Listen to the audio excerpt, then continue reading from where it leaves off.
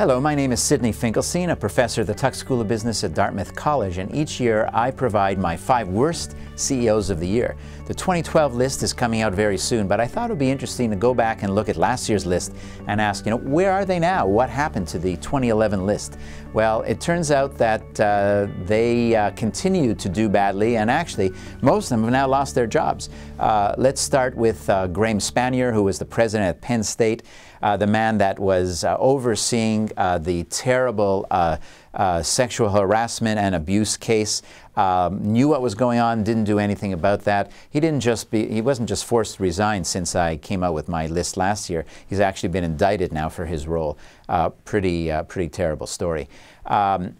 Reed Hastings from Netflix. If you recall, Reed Hastings and Netflix went through this dramatic transformation in 2011 where they decided to really piss off all their customers, and customers didn't want to remember or didn't want to let them forget about that. Hastings is still at the helm, still the CEO, still trying to work things out. And I would say among the top 5 worst CEOs of 2011, he's the one that has the best chance to turn it around.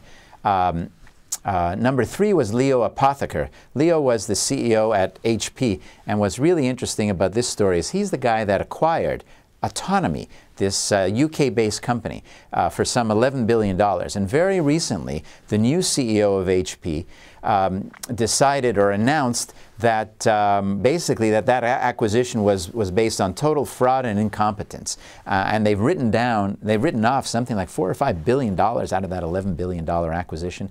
Unbelievable failure.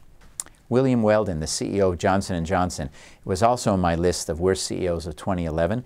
And it turns out that almost as soon as I included him on the list, he announced his resignation. No cause and effect, to be sure, but interesting anyways. What happened to J&J and William Weldon? Why did he even get on that list?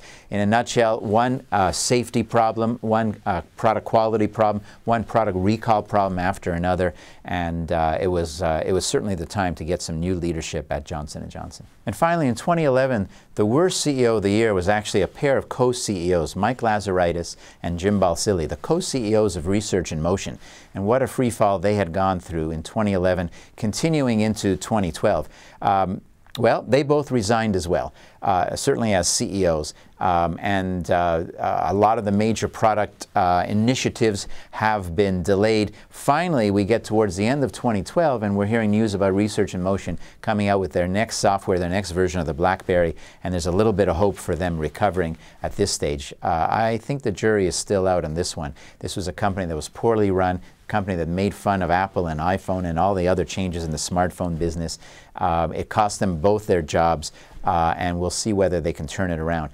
But if you look at then, in summary, the 5 CEOs in 2011 that were in my worst set, 4 out of the 5 have resigned. 1 of those 4 have been indicted, and 1, Reed Hastings at Netflix, is hopefully on the way back.